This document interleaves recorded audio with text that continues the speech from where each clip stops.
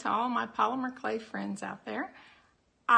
Those of you that I know and those of you that I haven't got the chance to meet yet, I am stepping out of my comfort zone today. My name is Anita Long and I am a polymer clay artist. I've been working with polymer clay for about 5 years and I have met a lot of people through polymer clay workshops and online. And I hope to meet a lot more of you. I love workshops, I love teaching. This is my first video, so here we go. Since the result of this video is a polymer clay cane, not a finished item, the tools and supplies needed are minimal. You will need 4 colors of clay. I'm using Premo White, Premo Black, Premo Alizarin Crimson, and Soufle Canary. I will refer to these in the video as white, black, red, and yellow. Premo clay is generally my preferred clay. I've used the Soufle Canary in this case because at one point I'll be making the clay very thin. The souffle will make the clay not stick to itself so easily and will be more manageable. Feel free to pick your own colors. I'm using 1 1/4 packages of yellow, 1 package of white, 1 package of red, and 3/4 packages of black. By the way, this list is available in printed form below this video. The only other materials I will use is 1/2 teaspoon of white embossing powder. This is optional and is used to add a pretty white speckle to the clay. More about this later. The tools we will be using are simple. 3 different clay rollers. First, an acrylic rod, also a knitting needle, and a thinner metal or wood rod, a blade, and a pasta machine. I recently added a motor to my Atlas 150 pasta machine when I learned that I could get one for just $40 on Amazon. It is a Norpro motor. I never realized I needed a motor until I started using one. I never minded cranking, but what I found is that having an extra hand free to hold on to the clay really speeds up the process.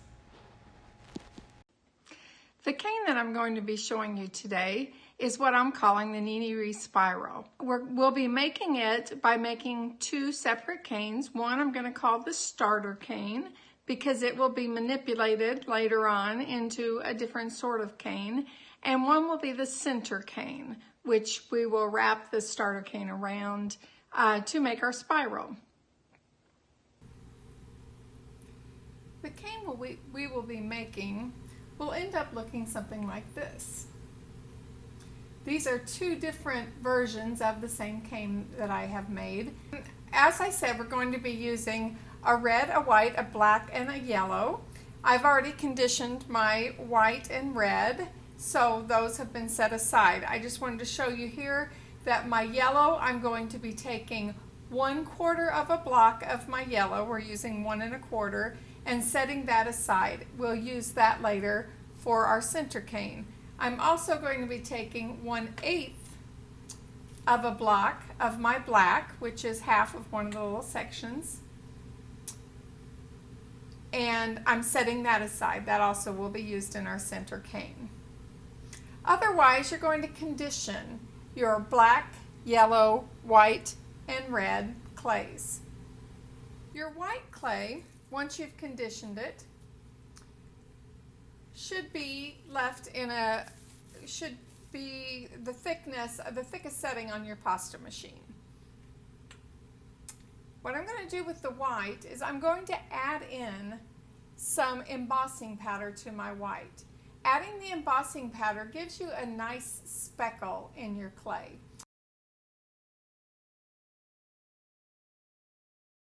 And I'm going to add 1 teaspoon of embossing powder to my 1 block of clay. I'm going to get a teaspoon of the white embossing powder. And I'm going to sprinkle part of my teaspoon, not even half of it, on my white clay. I'm going to use my fingers to smooth that around. Using the embossing powder in the clay is something that I learned at a recent Lindley Honani workshop that I attended. Lindley is a fantastic teacher. She's the queen of color, and if you ever get a chance to take a class from her, I would highly recommend it. Okay, so once I've put that on there, I am going to run this through my pasta machine and try to keep all of the powder inside.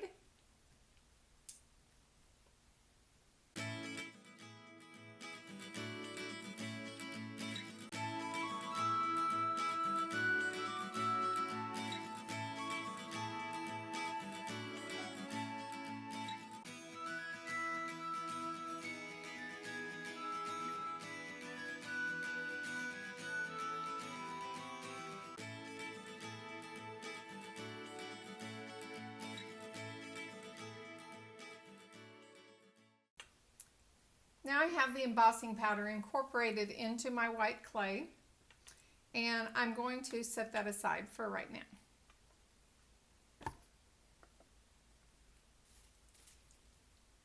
My red and yellow clays, and as I said earlier, this is actually Alizarin Crimson, this is actually Canary, but I'm going to call them red and yellow, have been conditioned and run through the pasta machine on the thickest setting. I also tried to get them into the shape of a square. I didn't worry about making it exactly a square. What I'm going to do with this is I'm going to make it into a Skinner blend. And, okay, the way I'm going to do this is I'm going to fold each of these in half, turning my square into something resembling a triangle.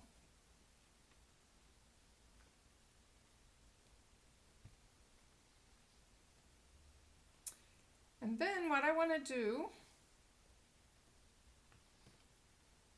is put these next to each other, but I'm not putting them together like this to make it back into a square. I want to offset them. I'll trim them up a little so this makes better sense.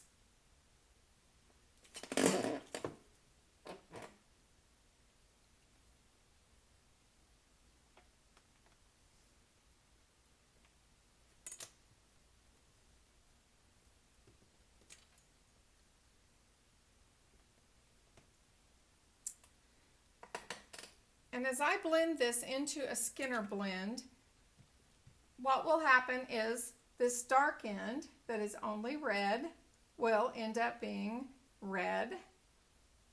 This end will be yellow. And everything in between will be a shade of red mixed with yellow.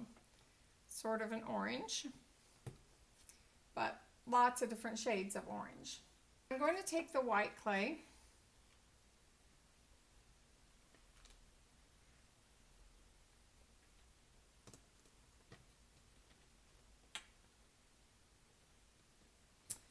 and I'm going to cut it in half diagonally.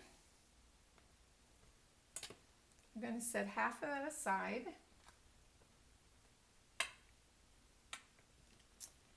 And then I'm going to set the white clay on top of the red and yellow. This is sort of a modified Skinner blend. And I want because what I actually want is to have a lighter yellow down here, not as dark of a yellow. Adding the white in this way gives me a bigger variation in the colors that I get in my blend. I also know that I don't want this end down here. I really want to be that beautiful, solid red. And so I don't want white to go all the way down there. So I am going to cut off a strip of my white. So what this is going to do is this is going to be very light down here because it's going to be yellow mixed with white. It's going to be a pinkish, orangish color here and all different variations in between. Okay, I will try to kind of show you how this works. I'm going to take my acrylic roller and sort of glue all these together because if I don't, they're going to want to fall apart when I put them through the pasta machine. In fact, I better do that on the other side too.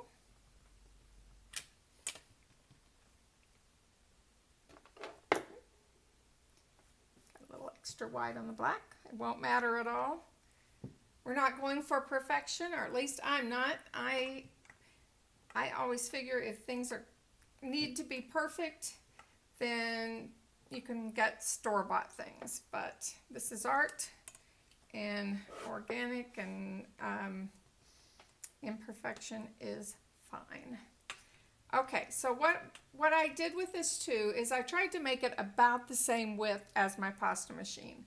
I didn't measure it, but I can see looking at my graph paper that is under my glass that it is about 6.5 inches or so, and my pasta machine is 7 inches, so that should be just about right. So I'm going to pick this up, and I'm going to run it through my pasta machine. This end, let me cut it and make it a little straighter. This end will go in first. This wants to come apart, so let me fix that together a little better.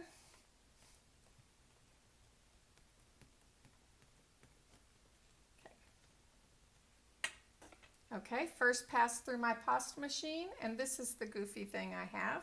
So what I'm going to do next is I always want to fold this with the light color to the light color and the dark color to the dark color. So I'm going to trim off these ends a little bit already. And I'm going to make my fold, and I'm going to call this yellow, even though it's yellow mixed with white. And this side over here, red to red. So this side here is completely red. This side here is completely yellow.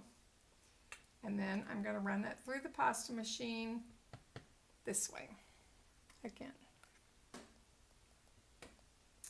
Okay, now it looks like this. The white happens to just all be on the inside, which is fine. It's all going to blend together. Fold it again, red to red, yellow to yellow. Run it through the pasta machine again. Okay, now I'm going to do this probably about 10 or 15 more times. This is after running it, this through the pasta machine 8 times. So you can see that we're getting a nice gradient here. It's still not as smooth as I want it to be. It's going to be a lot more of a smooth change once I run it through enough times. And you'll know once it gets smooth when to stop.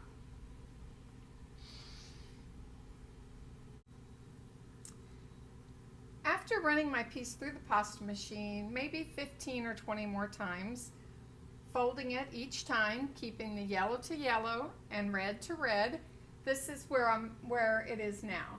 I think this is good enough. I think this is where I want to stop, but I believe for what we're doing, this is perfect. Okay, I'm going to cut off this end down here to just straighten it up a little bit.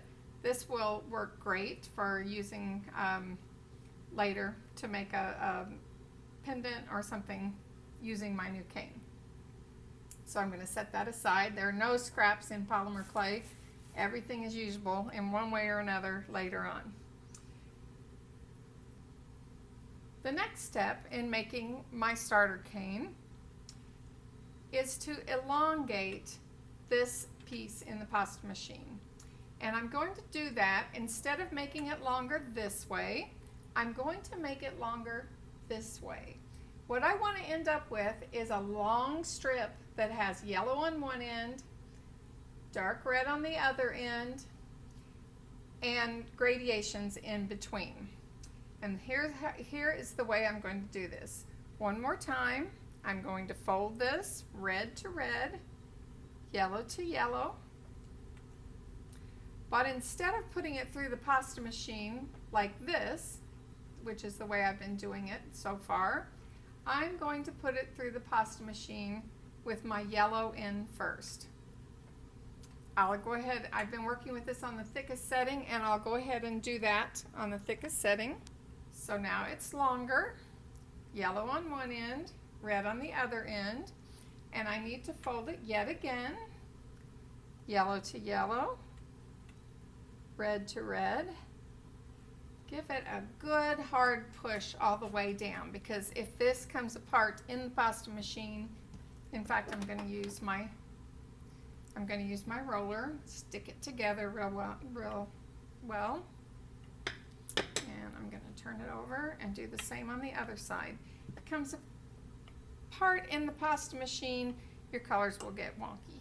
I'm going to run this through the pasta machine about 3 more times, reducing the thickness each time until it gets longer and longer. I'll show you that when I'm finished. So here's what I end up with. This is a number 4 on my Atlas pasta machine, and so that is sort of a medium to thin setting. What I told you earlier about using some souffle clay in my blend was for this step right here, because the lighter color here is nice and smooth and is not sticking to itself. When I get down here to the red, where I don't have any of the yellow or is not as much of the yellow, it's a little stickier and it wants to stick to itself. So that's why I use the souffle to help me out with this step. Okay, so the next thing I'm going to do is I'm going to take this long strip that I've made, and I'm going to make a fan fold of it. And the way I'm going to do that is I'm going to stick the end of it to my work surface, and I'm going to start folding it.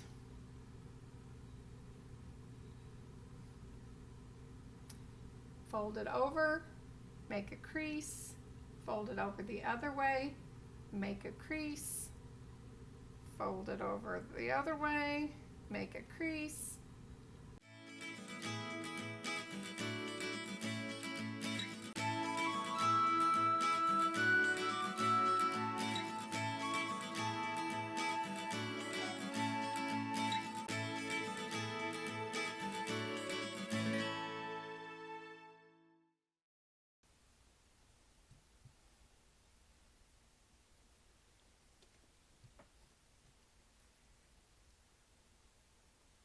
Et voila. So what I end up with is a chunk of clay that has red on the bottom, yellow on top, and that nice gradation that we've been working for from one end to the other. Then what I want to do is press on this and make sure that I don't have air bubbles in it, and make sure that all the clay is stuck together nicely. I'm going to push on the sides.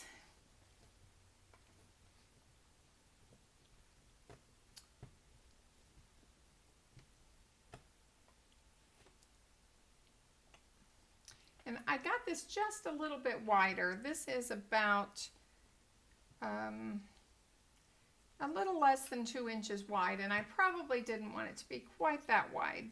So I'm just going to push it together. When I was doing my fan fold, I made it a little wider than I might have liked it. So I'm going to push it together so that it is more like 1.5 inches wide. That will give me more of each of my yellow and red by doing that.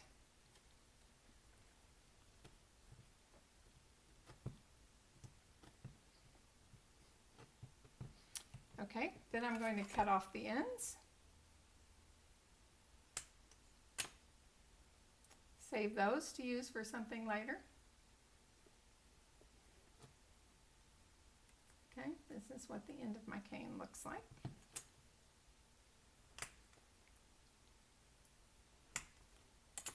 Cut off my other end. It looks about the same. This has a little bit of an imperfection there. There's a little bit of lines there. None of that will matter because we're going to reduce this cane a lot. Okay. The next thing we're going to do is put lines and dots in this cane.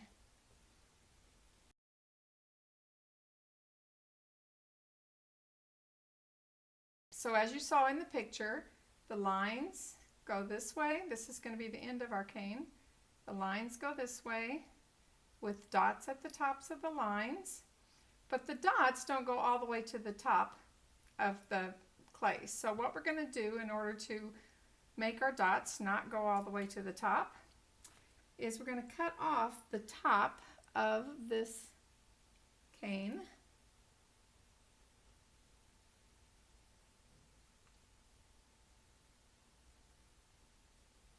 And I want to leave a little bit of the yellow. I don't want to cut all the yellow off. Going to leave a little bit of the yellow and cut the rest off. It's actually about 1/4 of the cane that I'm cutting off the top. I'm going to try to make it about even all the way down. If it's not, it doesn't matter. Remember, we're not looking for perfection. Okay. Push that back together because I did get a little messy. And this piece, this top piece, I'm going to set aside, and we're going to use that in a little bit. So what I have left is my cane, yellow on top, red on the bottom. And I'm going to make 4 cuts in this in order to add the 4 black lines. So actually it's going to cut it into 5 pieces. So I'll just make some little cuts here on the end to make sure I get it about right. Again, doesn't have to be perfect. Okay, so that's where I'm going to cut. Those are not exactly even, but they are close enough. I'm going to try to get them pretty even going all the way down. If it helps, you can lay the cane on the side to do this.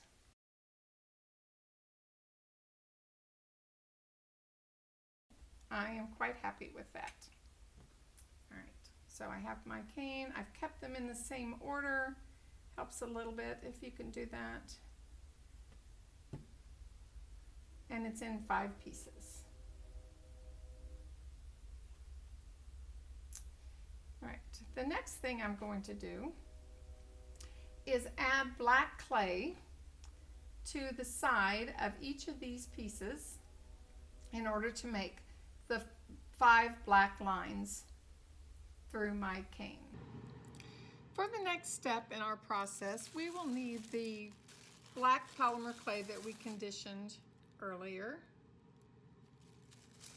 And it will need to be run through the pasta machine on a number 3, which is sort of a medium to thick setting.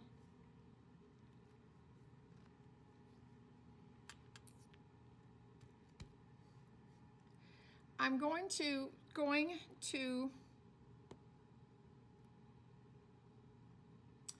add black clay to one side of each of these pieces of my cane that I cut up. So I'm going to do that by putting one piece down on my black clay, cutting both ends, cutting both sides, and that piece is good. May need to trim that up a little bit. Okay, I'm going to put these back together the same way I took them apart. At least I'm going to try. Then I should be able to just lay my next pieces down on the clay that I've already cut the top and bottom off of.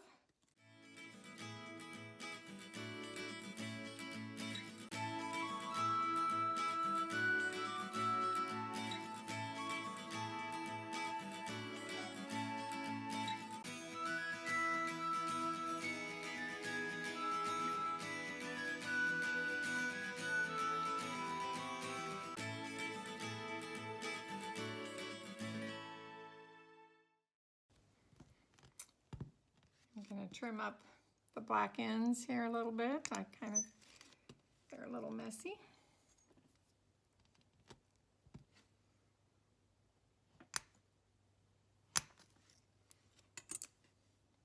Oh, I I turned this piece the wrong way.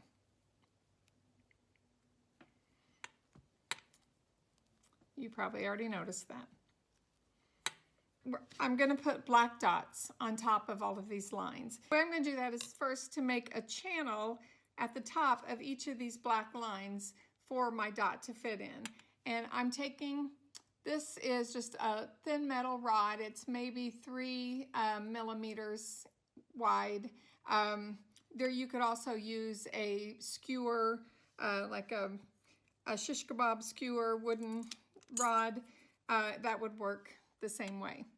And I'm going to take this and I'm going to push down on the top of each of these black lines just to make a channel. We're not worried about perfection here. This is going to be reduced a lot, and each of these lines and dots is going to be very small, so you're not really going to be able to see any small imperfections.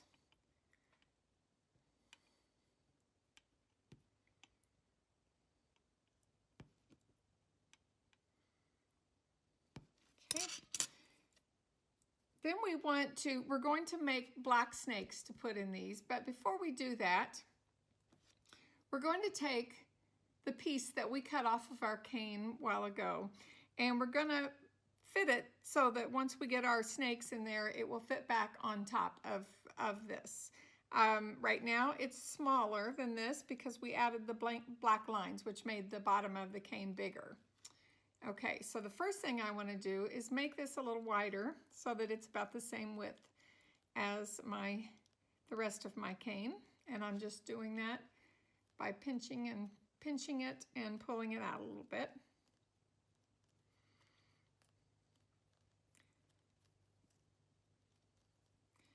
We're going to want the top of our cane to be a little wavy, so we're not real worried about getting this nice and straight. It just needs to fit. And I can kind of show you in the cane that we're making, the yellow wavy lines in the spiral are what I'm talking about. So we are going to add waviness to it in a bit. Okay, this almost fits. I'm going to make it just a little bit more. Just a little bit wider.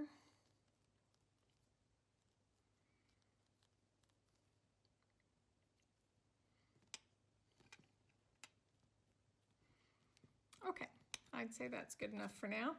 Then what I want to do is I want to mark on each end of the top part of my cane, the yellow part, where my channels are going to be. So I'm just going to take this same tool that I used to make my channels, and I'm going to make a little indentation at the top of each of my black lines, including the end down here where I have a black line on the end of my cane.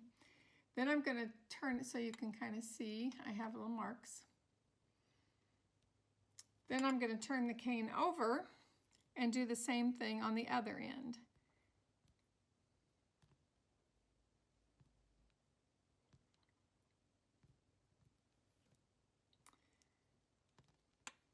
Pull them back apart. That reminded me that I forgot to make a channel at the top of this last line that's on the end of the cane. I'm going to need a channel there too. Okay. All right, so now I have the top of my cane and I have guide marks on each end, and I'm just going to use those guide marks to make channels.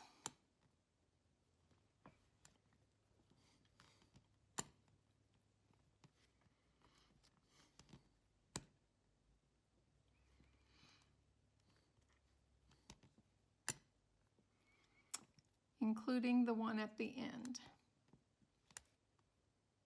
Now, as I'm doing this, I'm actually making making the channels is causing this to be wider, and it's going to end up being wider than this. So I'm going to have to push it back together a little bit. But the reason I needed to stretch it out as far as this one was stretched out is so that I get my lines lined up properly. So now I'm just going to push it back together just a little bit so that it is the same size as this, okay? And that works.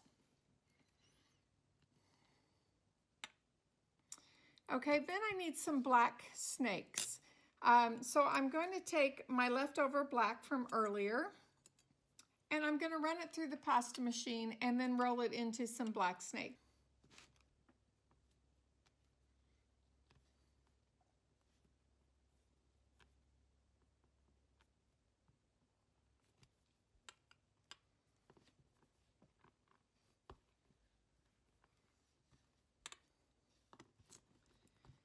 And we need to make our black snakes about the same thickness as the rod that we use to make our channels.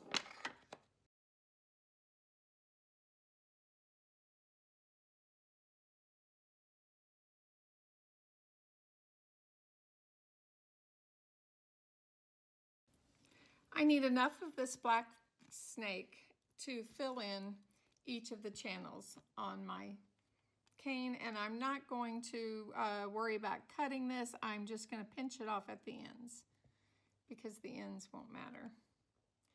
So I'm filling each of these channels with a little black snake, which will make a black dot on the end of each of my black lines. If I wanted to be very persnickety about this, and depending upon the project, you might need to, you could use an extruder to get perfect snakes. But for our purposes, for this cane, this is good. Okay, so now I have snakes, or black dots, whichever, depending on your perspective, in each of these channels, and then I am going to put my top back on, and I have a line on the edge of the top, and that coincides with the edge of my cane that has the black dot at the top. So I'm gonna put that on first. I'm going to fit my top on, making sure that I get the channel on each of the dots. It looks pretty good. Then I'm going to turn it over and do the same thing on the other side, making sure that they match up.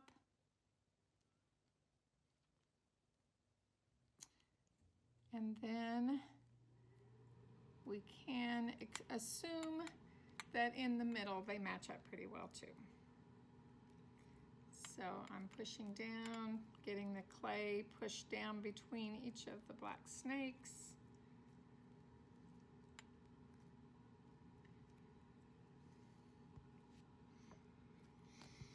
I'm going to push down on all sides, squeeze it together.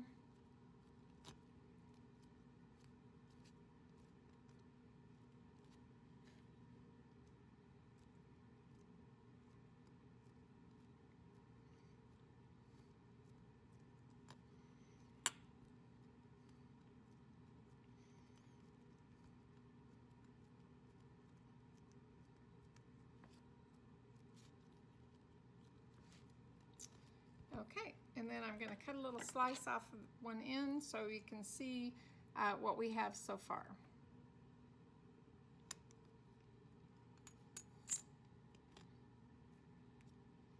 Okay, my dots are a little off center there. Let's see how the other end looks. Maybe a little bit better on the other end, but again, these are going to be reduced a lot, and it won't really matter. Okay. So this is cane number 1, our starter cane.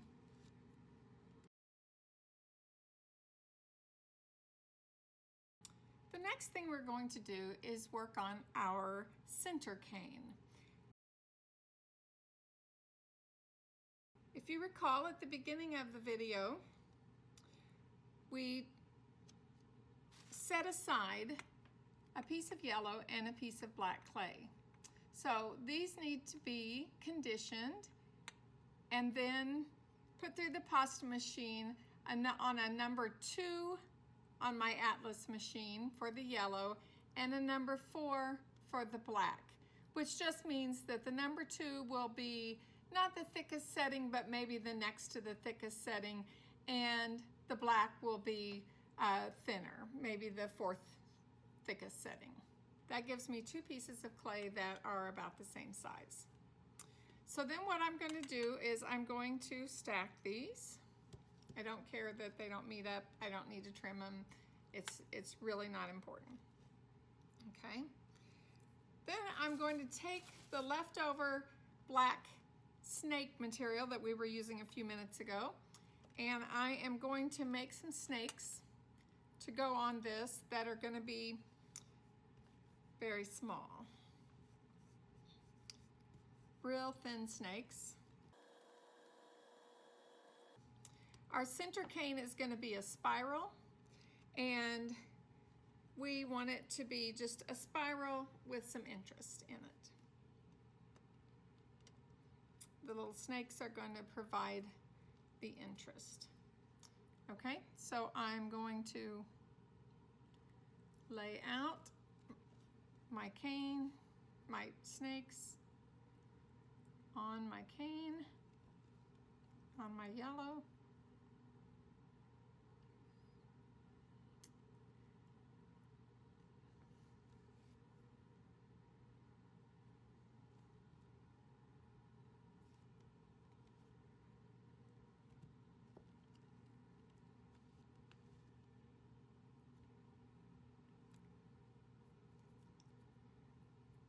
And again, no exactness needed here.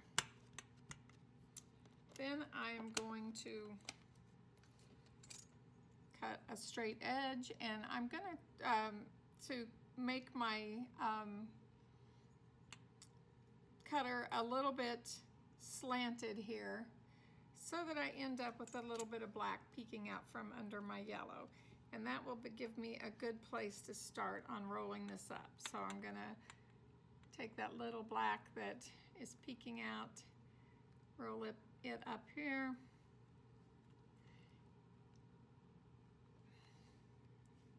And then I'm just going to start rolling this up real tight.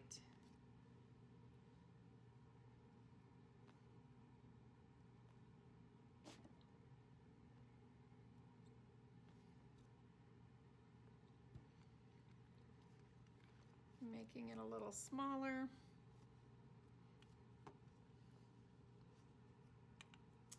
And then when I cut off one end, I end up with just a spiral with a little bumpiness to it. So I have 2 canes. I have my center cane and I have my starter cane.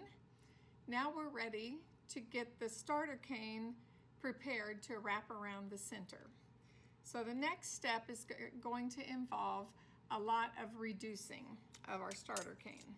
Okay, to reduce our starter cane, if you haven't reduced canes before, it's mostly a matter of pushing on all the sides while pulling out on the ends. People have a lot of different ways that they reduce canes. If you already have a good method that works for you, that's what you should do.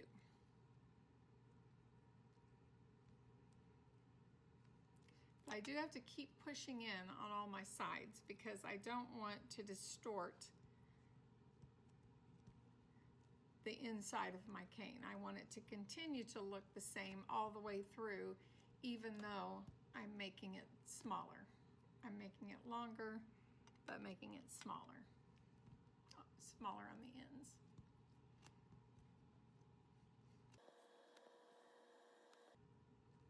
I'm going to keep working on this until I get it to be 10 inches long.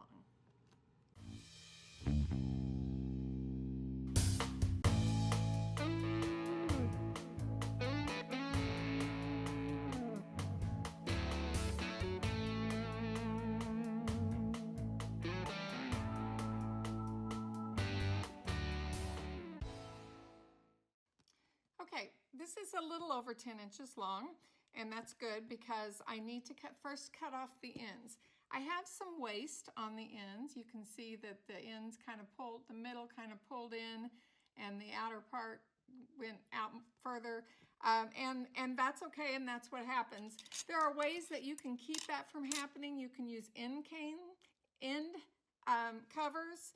Teresa Salgado sells those in her shop, Tiny Pandora. On a cane like this, I don't worry so much about it because it's so long and skinny that the ends are not a big part of the cane, so I don't waste a whole lot. So I'm going to make a cut where I think maybe I have good cane. And yeah, that looks pretty good. I'll cut the other end and then I'll show you what we've got, and then we'll see how close we are to 10 inches. Okay, so now my cane looks like this. Okay. And you can start to see that the cane that we looked at a few minutes ago before we started reducing it, the dots were kind of misshapen, but it doesn't really matter. Once you start to get it smaller, it's not going to make a difference. Okay, so this cane is just shy of 20 inches, so I'm going to stretch it just a little bit, and now it is, I meant 10 inches, and now it is right at 10 inches. Okay, so because I have 10 inches and I want 5 pieces from this, I'm going to cut 5 2-inch pieces, and I have graph paper under my glass here, so it's pretty easy for me to see, and providing I can count, I should be able to get these pieces pretty close to the same. Okay, I have 5 pieces and they are about the same length. And when I put these together, I want to make sure that I'm putting the black side of one against the colored side of the next one. And I believe the way I laid them out, they all worked out that way. So then I have black on one end, but not the other end, which is exactly what I want it to be. So currently, our cane looks like this. Our next step is to reduce our cane again. This time, we'll see how how long we want it to be. Probably we'll do it about 10 inches again. So I'm gonna do that. I'm gonna want my lines in my vinyl cane to be a lot closer together than this. So I'm going to push my cane in a little more than I'm gonna push it down. So it's mostly going to be making it longer and pushing the sides in. It's kind of a little bit of a dance. We don't want it to be square when we're done. We want it to be longer this way than it is this way. But we need to elongate it so that we can cut it into pieces.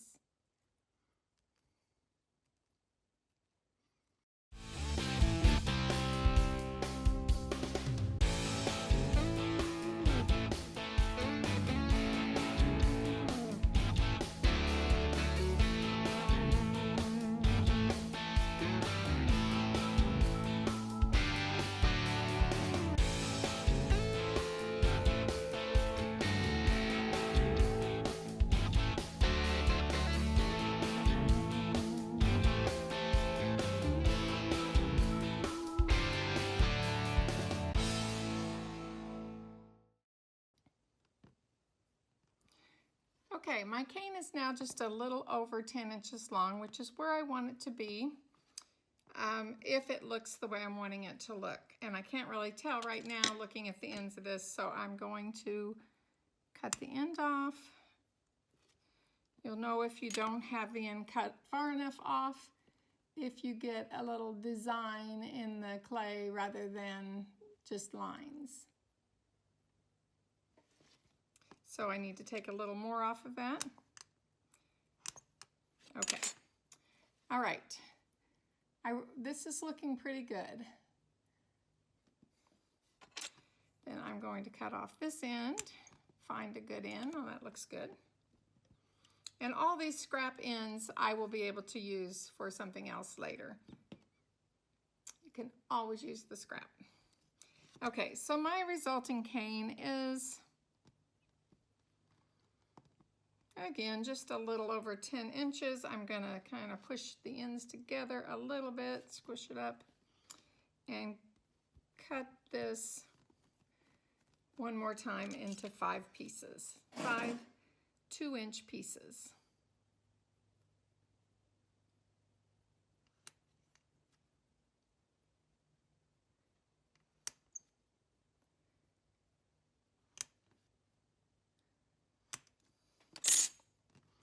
And again, I'm going to stack these 5 pieces next to each other, making sure that the black side goes against a colored side.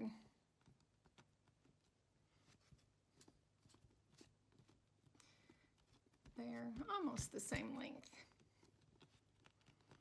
Okay, so now my cane looks like this. We're almost ready to make this cane into a spiral, but I need to do 2 things. I need to try to get it to be a little longer this way because it's not quite long enough. I'm going to do that by doing a little bit of reducing, but being careful because I don't want to make my lines not be real straight. So I can't push on it too much. I'm going to use my roller to help me along with this.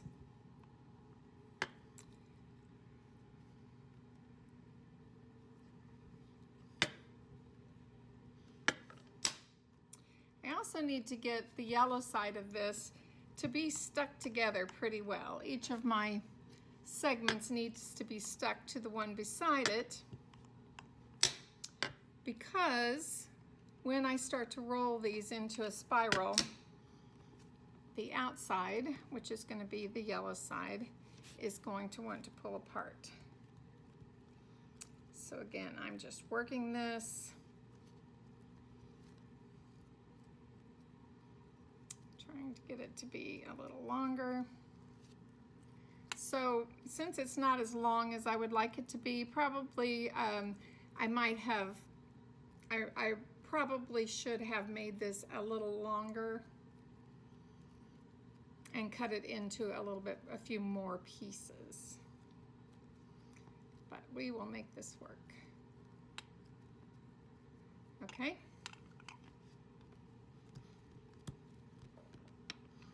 Now it's looking pretty good. Now what I want to do in order to make my spiral, and if you look at my spiral, you'll see that one end of this is, or this end is smaller. Here it comes to a point, and in the middle, this end comes to a point. So in order to do that, I am going to push on each end with my finger, trying to keep the sides from flaring out too much.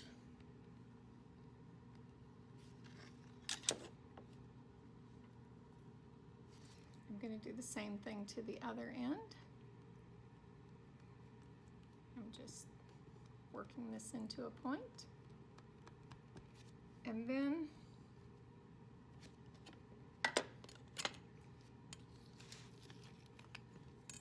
I'm going to turn this over and do the same thing on this side.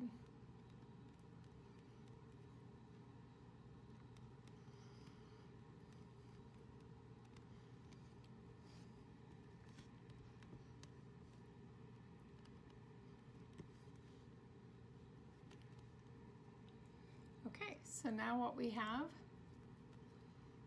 is a cane, a long thin cane with lines and dots, with one dark side, one light side that's going to have a really nice contrast between the two.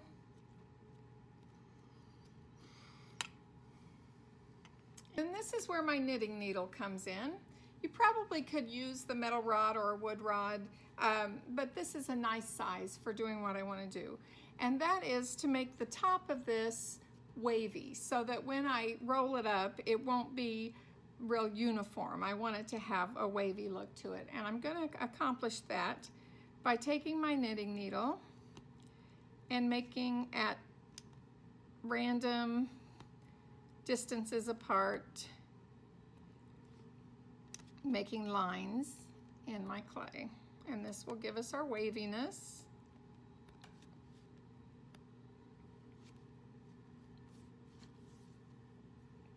Okay, and then I also want to make sure that these seams are not going to come apart. So I'm just going to use my knitting needle to kind of work on my seams a little bit to make sure they are good and put together.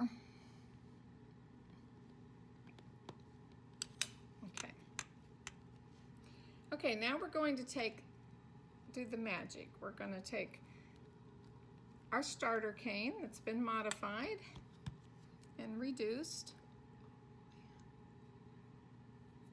and we're going to take our center cane that we made a while ago, and all of the center cane that we're going to use is just a piece that's as wide as our starter cane. So I'm going to lay it on there, cut it off, and then I'll have all that great cane for something else. And then I'm just going to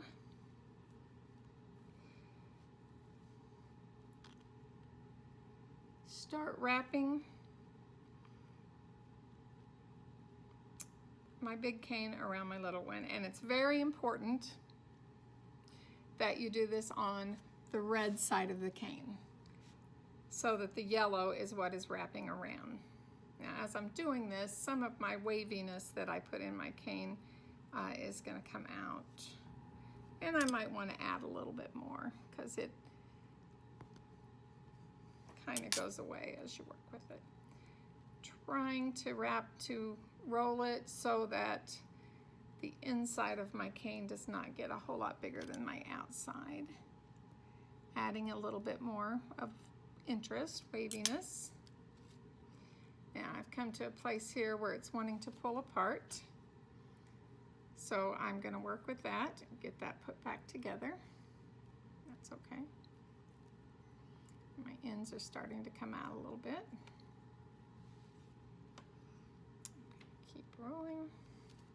As it gets bigger, it gets harder for this outside to stretch enough to, so I have to keep pinching these seams together.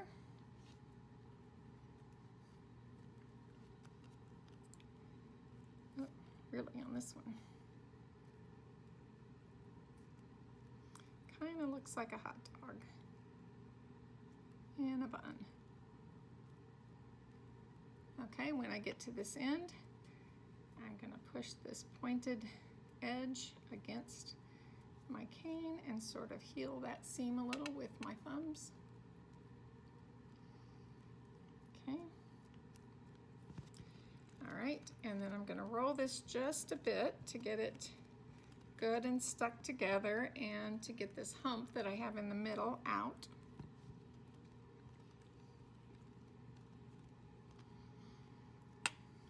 Okay, and I will cut my ends off to get rid of the bad clay or the clay on the ends that doesn't conform with the rest of it.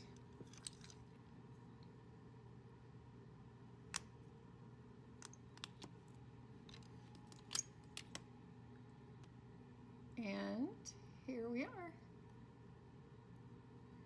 the Nee Nee Ree spiral.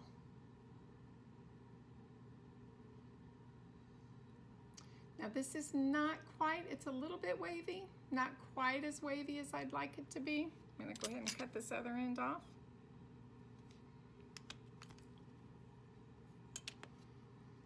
And then I'm going to use my knitting needle one more time to kind of put some dents in the sides. I don't want them to be uniform, so some will be far apart and some close together.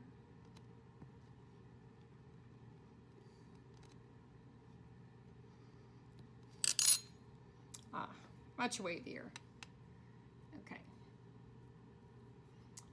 Now that outside edge won't be quite as wavy once I smooth it out a little bit, but there you have the Nee Nee Ree spiral.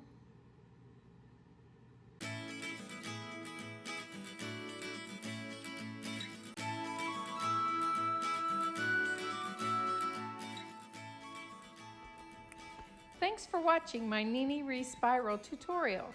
If you liked it, please subscribe, give me a thumbs up below, tell me what you thought in the comments, and hit the share button. I would love to see your finished canes and the items that you make from them. Tag me in your posts or send pics to my email, which I'll include in the information below this video. I'll share your pics on my social media with your permission. You can follow me on Instagram at nee.nee.ree, on Facebook by searching for Nee Nee Ree EVV, and check out my Etsy store by searching for Nee Nee Ree. Thanks again and have a wonderful day.